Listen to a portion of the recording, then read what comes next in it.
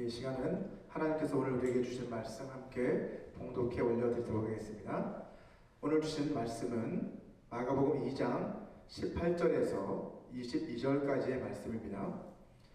오늘 주신 말씀은 마가복음 2장 18절에서 22절까지의 말씀입니다. 제가 봉독해 올려드리도록 하겠습니다. 요한의 제자들과 바리새인들이 금식하고 있는지라 사람들이 예수께 와서 말하되 요한의 제자들과 바리새인의 제자들은 금식하는데 어찌하여 당신의 제자들은 금식하지 아니하나이까? 예수께서 그들에게 이르시되 혼인집 손님들이 신랑과 함께 있을 때에 금식할 수 있느냐? 신랑과 함께 있을 동안에는 금식할 수 없느니라. 그러나 신랑을 빼앗길 날이 이르리니 그 날에는 금식할 것이니라.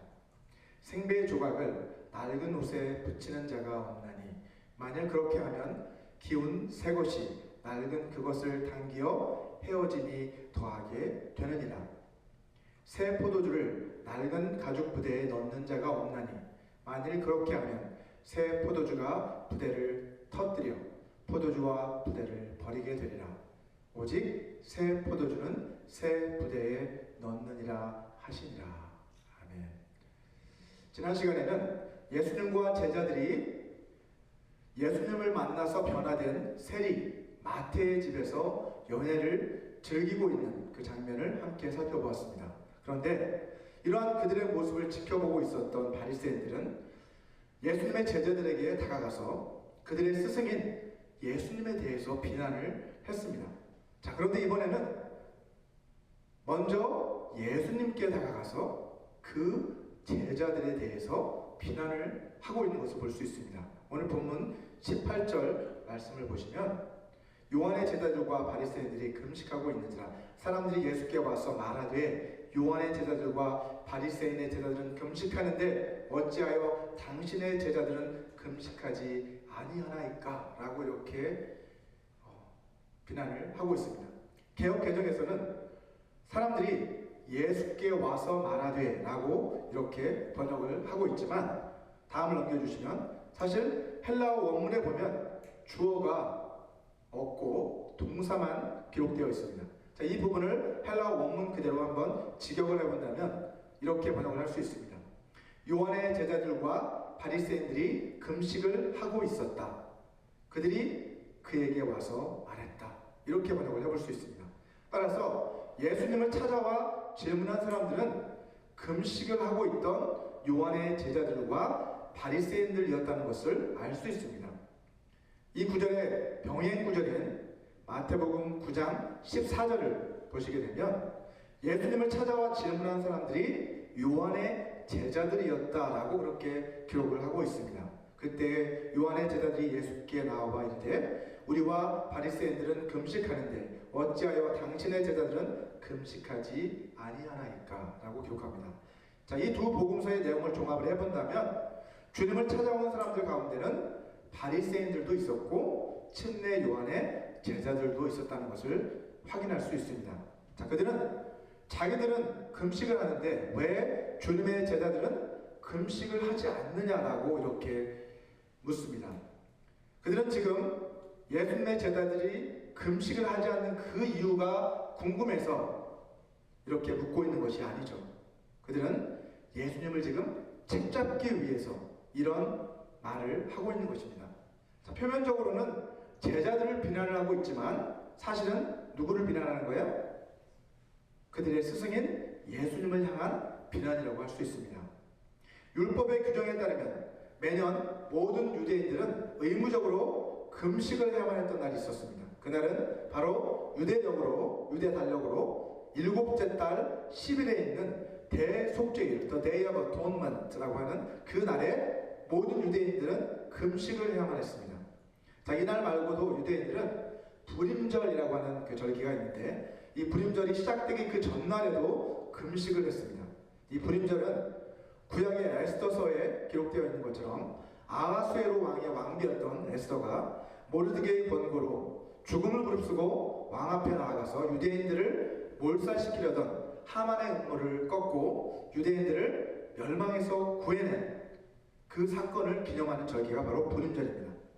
자, 그런데 이런 일반인들이 금식하는 날은 1년에 한 2차례, 3차례 이 정도 되는데 바리새인들은 아예 정해놓고 일주일에 2번씩 금식을 하는 그러한 사람들이었습니다. 누가복음 18장 12절 말씀을 보시면 나는 1회에 2번씩 금식하고 또 소득의 11조를 드리나이다. 이렇게 기도하는 바리새인의 기도를 확인할 수 있습니다. 이것은 예수님의 비유 가운데서 기도하러 성전에 올라간 두 사람, 곧 바리새인과 세리에 관한 비유, 그 비유에 나오는 바리새인의 기도입니다. 자, 그 당시 바리새인들은 경건 생활의 한 부분으로서 매주 월요일과 목요일 이렇게 일주일에 2번씩 매주 금식을 했다고 합니다. 아주 경건한 삶을 살았죠. 또한 누가복음 7장 33절에서 말씀하고 있는 것처럼 침례 요한, 이 침례 요한도 자기 스스로 금식과 절제의 삶을 살았던 그런 사람이었습니다. 침례 요한이 와서 떡도 먹지 아니하며 포도주도 마시지 아니하며 너희 말에 귀신이 들렸다 하더니 라고 기록하고 있죠. 자, 따라서 이러한 침례 요한의 제자들 역시 아마 그 스승을 본받아서 자주 금식을 했을 것입니다. 자, 이처럼 침례 요한의 제자들이나 바리새인들은 모두 아주 경건한 삶을 추구하는 그러한 사람들이었어요. 이런 그들이 보았을 때 지금 흥청거리면서 연회에서 먹고 마시는 그 예수님의 제자들의 그 모습은 경건한 삶과는 아주 거리가 먼 그러한 모습이었을 것입니다. 오늘 본문 19절을 한번 보시면 예수님께서는 비유를 하나 사용해서 그들의 질문에 답을 해주십니다. 예수께서 그들에게 이르시되 혼인집 손님들이 신랑과 함께 있을 때에 금식할 수 있느냐? 신랑과 함께 있을 동안에는 금식할 수 없느니라 라고 말씀하십니다. 자, 예수님께서는 자신을 신랑에 비유하고 계세요. 그리고 제자들은 그 혼인집에 초대받은 손님들의 비유를 하고 계십니다. 잔치집의 손님들은 어떻게 해야 됩니까, 여러분? 마땅히 신랑과 함께 기뻐해주는 사람들입니다. 혼인잔치는 사실 축하해주고 마음껏 즐기는 그 자리가 바로 혼인집 그 잔치잖아요. 따라서 신랑이신 예수님과 함께 잔치를 즐기고 있던 그 제자들은 금식할 필요가 없겠죠. 하지만 주님께서는 제자들이 곧 금식할 때가 올 것이다 라고 그렇게 말씀을 하십니다. 본문 20절 말씀입니다. 그러나 신랑을 빼앗길 날이 이르리니 그 날에는 금식할 것이니라. 자, 그때는 바로 제자들이 신랑이신 예수 그리스도를 빼앗기게 될 날이라고 말씀하세요. 신랑이신 예수님을 빼앗기게 될 날이 곧 올 것이다. 그날에는 금식하게 될 것이다. 그날은 예수님께서 고난당하시고 또 십자가에 달려 돌아가시게 될 그 날을 말하고 있는 것이죠. 그날이 되면 제자들은 모두 신랑을 잃은 그 슬픔 때문에 금식을 하게 될 것이라는 말씀입니다. 주님께서는 기뻐해야 될 때가 있는가 하면 우리가 슬퍼해야 될 또 그런 때가 있다라고 지금 말씀하시는 거예요. 슬퍼하면서 금식할 때도 있다라고 하는 것을 우리에게 가르쳐주고 계십니다. 전도서 3장 1절을 보시면 이렇게 말씀하죠. 범사에 기한이 있고 천하만사가 다 때가 있다라고 그렇게 말씀하고 있습니다. 자, 이어서 전도서 3장 4절을 보시면 울 때가 있고 웃을 때가 있으며 슬퍼할 때가 있고 춤출 때가 있다라고 그렇게 말씀을 하고 있습니다. 범사에는 다 그 맞는 때가 있다는 것이죠. 주님께서는 자신들이 제자들과 지금 함께 있기 때문에 지금은 금식하며 슬퍼할 때가 아니다. 지금은 오히려 기뻐할 때다라고 그렇게 말씀을 하고 계신 것입니다. 어떤 분들은 가끔씩 금식을 하는 것이 건강에도 아주 좋다라고 그렇게 말씀을 하시는 분도 계십니다. 물론 일리가 있는 말씀입니다. 하지만 성경이 말하는 금식은요, 우리의 건강을 유지하기 위해서 하는 것이 결코 아닙니다. 오히려 그 반대로 성경은 금식은 자신을 괴롭게 하는 것이다 라고 그렇게 말씀하고 있습니다. 레위기 23장 27절 말씀입니다. 일곱째 달 열흘날은 속죄일이니 너희는 성회를 열고 스스로 괴롭게 하며 여호와께 화제를 드리고 라고 말씀하고 있습니다. 이 말씀은 아까 말씀드렸던 것처럼 이스라엘에는 1년에 한 번 율법에서 규정한 금식의 날이 있는데 그 날이 바로 대속죄일입니다. 이 구절이 바로 대속죄일 규정에 관한 말씀인데 여기에서 스스로 괴롭게 한다 라고 하는 이 표현이 바로 금식하는 것을 의미하는 것입니다. 먼저 여러분 우리가 금식을 하게 되면 먹지는 못하잖아요. 그죠? 먹지 못하니까 어떻습니까? 여러분 몸이 먼저 괴롭잖아요. 그렇죠? 그래서 여기서 스스로 괴롭게 한다는 것은 먼저 몸이 괴롭게 된다는 의미를 이미 담고 있습니다. 하지만 여기에서 더 나아가서 금식은 몸만 괴롭게 하는 것이 아니라 자기의 마음도 괴롭게 하는 것이다 라는 것을 알 수 있습니다. 이사야서 58장 5절 말씀을 보시면 이렇게 말씀을 하고 있습니다. 이것이 어찌 내가 기뻐하는 금식이 되겠으며 이것이 어찌 사람이 자기의 마음을 괴롭게 하는 날이 되겠느냐.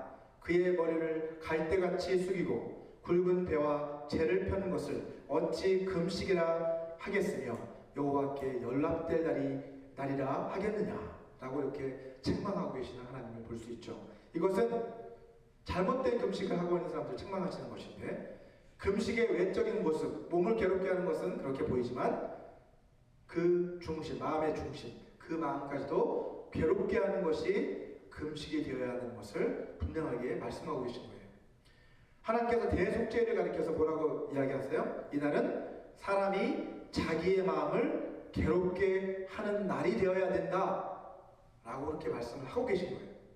금식은 우리의 몸과 마음을 모두 괴롭게 함으로써 하나님께서 우리를 보실 때 긍휼과 불쌍히 여기는 마음을 가지시고 우리에게 자비와 은혜를 베풀어 주시기를 간구하는 것, 그것이 바로 금식의 참된 의미라는 것이죠. 자, 그런데 바리새인들은 이러한 금식의 참된 의미를 잊은 채 습관적으로 금식을 했던 것입니다. 그들은 디모데후서 3장 5절에서 말씀하고 있는 것처럼 경건의 모양은 있지만 경건의 능력은 부인하는 그런 사람들이었습니다. 자, 이어서 예수님은 자신이 선포하시는 그 하나님 나라의 복음이 바리새인들의 율법주의와 양립할 수 없다, 서로 공존할 수 없다, 그들은 서로 충돌할 수밖에 없다 라고 하는 그런 사실을 가르쳐 주시기 위해서 두 가지 비유를 들어 말씀을 해주십니다. 자, 그 가운데 첫 번째 비유가 바로 생배 조각과 낡은 옷에 관한 비유입니다. 본문 22절, 21절 말씀이죠. 생배 조각을 낡은 옷에 붙이는 자가 없나니 만일 그렇게 하면 기운 새 것이 낡은 그것을 당기어 헤어짐이 더하게 되느니라 라고 말씀합니다. 자, 여러분 옷이 낡아서 구멍이 났을 때 그 구멍을 막기 위해서 우리가 새로운 천 조각을 사용해서 패치를 하게 되잖아요. 자, 그렇게 되면 나중에 빨래를 하게 될 때 새로운 천 조각이 수축이 되면 그 낡은 옷을 잡아당겨서 그 구멍이 더 커지게 되겠죠. 그 더 많이 망가지게 된다라는 말씀을 하고 있는 것입니다. 요즘은 섬유의 질도 아주 좋아졌고 또 세탁기도 아주 좋아졌고 그래서 이런 일이 거의 일어나지 않죠. 사실은 옷에 구멍이 나면 또 우리가 패치를 하기보다는 어떻습니까? 이제는 아예 새 옷을 사 입는 그런 세상이 되었기 때문에 이런 일은 잘 일어나지 않습니다. 하지만 예수님 당시만 해도 주로 양털에서 뽑아낸 울 또는 마에서 뽑아낸 린넨과 같은 그러한 그 섬유가 사용이 되었기 때문에 그것이 보편적인 그 당시 옷감이었기 때문에 이처럼 옷을 기워서 입는 그러한 일들이 그 당시에는 아주 흔한 일이었습니다. 여러분 오래된 옷은 여러 차례 빨래를 하는 그 과정을 통해서 이미 신축성 이렇게 줄어드는 그런 신축성이 다 사라져 버리죠. 그래서 더 이상 오래된 옷은 더 이상 빨래를 해도 줄어들지를 않습니다. 하지만 새 옷감은 어떻습니까? 아직 신축성이 있기 때문에 아주 강하기 때문에 물에 젖게 되면 줄어들어 버립니다. 그렇기 때문에 세천을 대서 패치를 한 그 낡은 옷은 물에 빨면 그 옷은 더 더 망가지게 될 수밖에 없는 것입니다. 자, 여기에서 낡은 옷은 바리새인들의 전통과 율법주의를 상징하고 있습니다.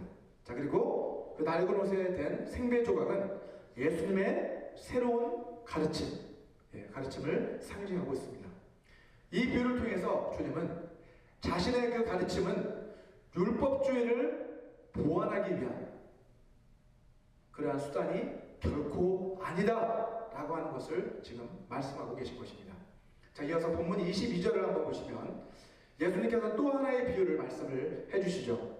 새 포도주를 낡은 가죽 부대에 넣는 자가 없나니 만일 그렇게 하면 새 포도주가 부대를 터뜨려 포도주와 부대를 버리게 되리라. 오직 새 포도주는 새 부대에 넣느니라 하시니라 라고 말씀하십니다. 자, 이 비유에서 새 포도주는 예수님의 새로운 가르침을 상징을 하고요, 낡은 가죽 부대는 바리새인들의 율법주의를 상징하고 있습니다. 자, 예수님께서는 지금 이 생배 조각이 낡은 옷보다 더 낫다, 그리고 새 포도주가 묵은 포도주보다 더 낫다 라고 하는 그런 말씀을 하고 계신 것이 아닙니다. 새 부대가 더 낫다 라는 말씀을 또 하고 계신 것이 아니죠. 제 아내는 제가 미국으로 유학을 와서 공부하는 동안 코인 런드리, 그리고 세탁소, 그리고 도넛 가게, 또 뷰티 서플라이, 그 다음에 식당, 테일러샵 이런 여러 곳에서 일을 하면서 제 뒷바라지를 했습니다. 자, 그 중에서 테일러샵은 저도 그렇고 제 아내 자신도 그렇고 제 아내가 그런 곳에서 일을 할 것이라고는 전혀 상상지도 못했던 그러한 곳이 바로 테일러샵이었습니다. 자, 그런데 이 테일러샵에서 일하면서 제 아내가 경험한 것 가운데 가장 인상 깊었던 것 가운데 하나가 손님들이 가져오는 옷들 가운데서 새 옷은 별로 없고 낡고 오래된 옷이 훨씬 더 많다라는 그런 사실이었습니다. 의외로 많은 어르신들이 너무 낡아서 버려야 할 것 같은 그런 옷을 가져와서 아주 많은 돈을 주고 수선을 맡기는 그런 모습을 보면서 처음에는 잘 이해가 되지 않았다고 합니다. 하지만 그분들에게 있어서 그 옷들이 어떤 추억과 의미를 담고 있는지, 그리고 그분들이 얼마나 그 옷들을 사랑하고 아끼는지를 알고 나서는 그들이 왜 그렇게 수선을 하는지를 이해할 수 있게 되었다고 합니다. 여러분, 포도주의 경우도 그렇습니다. 여러분도 아시다시피 새 포도주보다 오래 숙성을 시킨 오래된 포도주가 훨씬 더 맛도 좋고 값비싼 포도주입니다. 그죠? 예수님은 지금 낡은 옷과 가죽 부대가 쓸모없다라고 말씀하고 계신 것이 결코 아니에요. 이전 것은 버려야 된다 이런 말씀을 하시는 것이 아닙니다. 예수님이 이 비유들을 통해서 말씀하시려고 하시는 그 요지는 예수님이 선포하시는 하나님 나라의 복음은 율법주의를 보완하거나 조금 더 개선하기 위한 것이 결코 아니다. 그것은 이전 것들과는 전혀 다른 새로운 차원의 새로운 변화를 가져오게 되는 것이다 라고 하는 것을 지금 말씀하고 계신 것입니다. 여러분, 새 포도주는 새 부대라고 하는 이 표현은 정치인들도 즐겨 사용할 만큼 아주 유명하고 인기 있는 문구가 되어버렸습니다. 심지어 어떤 사람들은요, 자신의 주장을 내세우기 위해서 예수님께서 하신 그 말씀을 묵은 포도주로 만들어버리는 그런 사람들도 있습니다. 그들은 시대가 변했으니 주님이 하신 그 말씀도 시대에 맞게 새롭게 해석되고 적용되어야 한다라고 그런 주장을 합니다. 하지만 이러한 그들의 주장은 분명 잘못된 것입니다. 예수님이 가르치신 하나님 나라의 복음은 시간이 흐른다고 해서 낡아지거나 쓸모없어지는 것이 결코 아닙니다. 요한계시록 14장 6절 말씀을 같이 한번 읽어보도록 하겠습니다. 또 보니 다른 천사가 공중에 날아가는데 땅에 거주하는 자들 곧 모든 민족과 종족과 방언과 백성에게 전할 영원한 복음을 가졌더라 라고 말씀을 하고 있습니다. 예수님이 선포하신 하나님 나라의 복음은 어떤 복음이라고요? 영원한 복음이다 라고 성경은 말씀하고 있습니다. 왜냐하면 왜 복음이 영원하냐면 이 복음의 선포자이신 예수 그리스도께서 어제나 오늘이나 앞으로 영원토록 변함이 없으신 그러한 영원하신 분이시기 때문입니다. 히브리서 13장 8절 말씀도 같이 한번 읽어보도록 하겠습니다. 예수 그리스도는 어제나 오늘이나 영원토록 동일하시니라. 아멘. 따라서 예수 그리스도께서 영원히 동일하시기 때문에 예수님이 선포하신 하나님 나라의 복음 역시도 세대를 초월해, 세월을 초월해 누구에게나 항상 새로운 포도주가 될 수 있는 것입니다. 자, 그렇다면 여러분, 새 부대라는 것은 무엇을 상징하는 것일까요? 새 부대. 자, 새 부대는 예수님이 선포하시는 그 복음의 메시지를 듣고 거듭남을 통해서 변화된 새 사람을 상징하고, 또한 그 새 사람이 살아가는 새로운 삶의 방식을 상징하고 있는 것입니다. 여러분, 새 포도주는 새 부대에 넣어야 된다고 말씀하시죠. 새 포도주인 하나님 나라의 복음이 전혀 새로운 차원의 것인 것처럼 이제 새 부대 역시 어때요? 이제는 이전의 헌 부대와는 전혀 차원이 다른 새 것이 되어야 된다는 거예요. 이전의 옛사람과 또 옛사람의 그 삶의 방식과는 전혀 다른 차원의 새로운 사람, 새로운 삶의 방식이 바로 새 부대라는 것입니다. 고린도후서 5장 17절 말씀을 보시면 이렇게 말씀합니다. 그런즉 누구든지 그리스도 안에 있으면 새로운 피조물이라. 이전 것은 지나갔으니 보라 새 것이 되었도다 라고 말씀합니다. 이러한 변화를 통한 새로운 사람, 새로운 피조물, 그것이 바로 새 사람이고 새 부대가 되어야 된다는 것이죠. 여러분, 새 부대는 하나님 나라에 합당한 삶의 태도를 또한 의미합니다. 사도 바울은 그것을 우리가 갈아입어야 할 새 옷의 비유를 하고 있습니다. 우리 에베소서 4장 22절부터 24절까지의 말씀도 다 같이 한번 읽어보도록 하겠습니다. 새 부대는 우리의 변화된 거듭난 새 사람을 상징하기도 하고, 또한 우리의 새로운 삶의 방식을 또한 의미하기도 한다고 말씀드렸습니다. 우리 에베소서 4장 22절에서 24절 같이 읽겠습니다. 시작. 너희는 유혹의 욕심을 따라 썩어져가는 구습을 따르는 옛사람을 벗어버리고 오직 너희의 심령이 새롭게 되어 하나님을 따라 의와 진리의 거룩함으로 지으심을 받은 새 사람을 입으라 라고 바울은 권면하고 있습니다. 여러분, 새 포도주인 복음, 그 복음의 메시지를 듣고 변화되어진 우리 그리스도인들, 우리들은 거듭나는 그 순간부터 어떻게 되는 거예요? 새로운 피조물, 곧 새 사람으로 변화가 되는 거예요. 그리고 새 사람으로 변화되어서 이제는 이전의 삶의 방식과는 전혀 다른 새로운 삶의 방식과 태도를 가지고 살아가는 사람들, 그 사람들이 바로 참된 그리스도인들인 것입니다.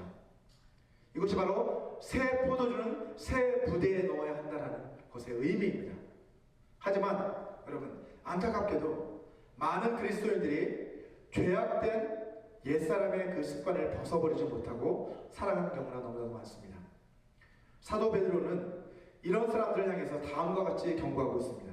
우리 베드로후서 2장 20절부터 22절까지의 말씀도 같이 한번 읽어보도록 하겠습니다. 시작. 만일 그들이 우리 주 되신 구주 예수 그리스도를 알므로 세상의 더러움을 피한 후에 다시 그 중에 얽매이고 지면 그 나중 형편이 처음보다 더 심하리니 라고 이렇게 경고하고 있습니다. 21절 보시면 의의 도를 안 후에 받은 거룩한 명령을 저버리는 것보다 알지 못하는 것이 도리어 그들에게 나으니라. 참된 속담에 이르기를 개가 그 토하였던 곳에 돌아가고 돼지가 씻었다가 더러운 구덩이에 도로 누웠다 하는 말이 그들에게 응하였도다. 자, 이러한 비유를 들어 베드로 역시 우리 믿는 자들을 향해 경고를 하고 있습니다. 만약 은혜의 복음을 듣고 나서 변화된 이후에 또다시 죄악된 옛사람의 습관에 얽매여서 그런 죄의 종이 되어 살아간다면 그것은 마치 뭐와 같다는 거예요? 마치 개가 자기가 토했던 그곳에 돌아가고 또 돼지가 씻고 나서 더러운 구덩이에 도로 눕는 것이나 다를 것이 없다라고 그렇게 말씀하고 있는 거예요. 이것은 마치 생배 조각을 낡은 옷에 붙이려는 그런 어리석은 짓, 그리고 새 포도주를 낡은 가죽 부대에 넣는 그런 어리석은 짓과 마찬가지라는 거예요. 새 포도주는 여러분 새 부대에 넣어야만 합니다. 하나님 나라의 복음을 믿고 그 나라의 시민이 되었다고 한다면 이제 우리는 하나님 나라의 그 법을 따라 살아가는 하나님 나라의 백성이 되어야만 합니다. 저와 여러분 모두가 죄로 물든 그 옛사람을 벗어버리고 심정이 새롭게 되어서 하나님을 따라 의와 진리의 거룩함으로 지으심을 받은 새 사람을 믿고 날마다 주님의 형상으로 변화되어가는 그러한 삶을 살아가게 되시기를 주님의 이름으로 축원합니다. 우리 이 시간 오늘 주신 이 메시지를 생각하시면서 잠시 눈을 감고 조용히 기도하는 시간을 갖기 원합니다.